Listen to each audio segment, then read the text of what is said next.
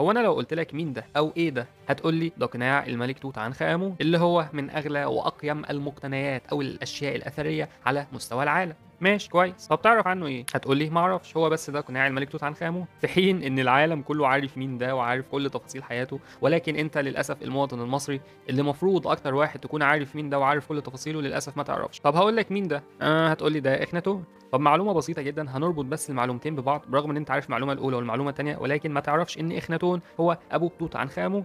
ما علينا، النهارده هنتكلم عن توت عنخ امون وازاي مقبرته او اكتشاف الموميا بتاعته غيرت التاريخ كله. سريعا سريعا، توت عنخ امون هو ملك مصري حكم مصر وهو عنده تقريبا 9 سنين، ومات وهو عنده 19 سنه. تخيل كل الحاجات اللي على توت عنخ امون دي، وحرفيا اسمه بس من اشهر الاسماء في العالم، مات بس وهو عنده 19 سنه. وطبعا اكتشاف مقبرته عام 1922 على ايد عالم الاثار البريطاني هوارد كارتر ادى الاكتشاف ده الى تغييرات كبيره جدا في فهمنا للحضاره المصريه القديمه. مثلا فتح ابواب علم الاثار الحديثه، وجدوا في قصره مئات من القطع الاثريه الثمينه زي المجوهرات والتماثيل والاثاث اللي كانت محفوظة بشكل مذهل. والاكتشافات دي أضافت كتير من المعلومات حوالين الممارسات الدينية والفنية في مصر القديمة، وطبعا ده زود الاهتمام بالحضارة المصرية جدا عن قبل كده. وسواء موميا توت عنخ آمون أو غيره من المومياوات أو الآثار المصرية، بقت من أبرز مواضيع الأبحاث الثقافية والفنية.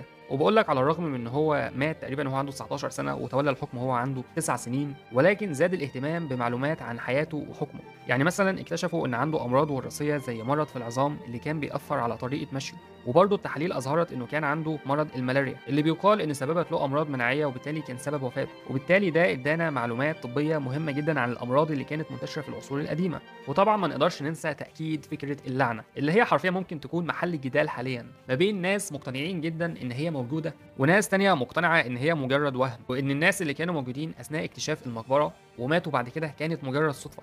وطبعا ده جذب انتباه إعلامي كبير واتعمل عنه أفلام ومسلسلات ومسرحيات كتيرة جدا. ومن رأيك هل فعلا في حاجة اسمها لعنة الفراعنة، ولا ده مجرد وهم وشكرا؟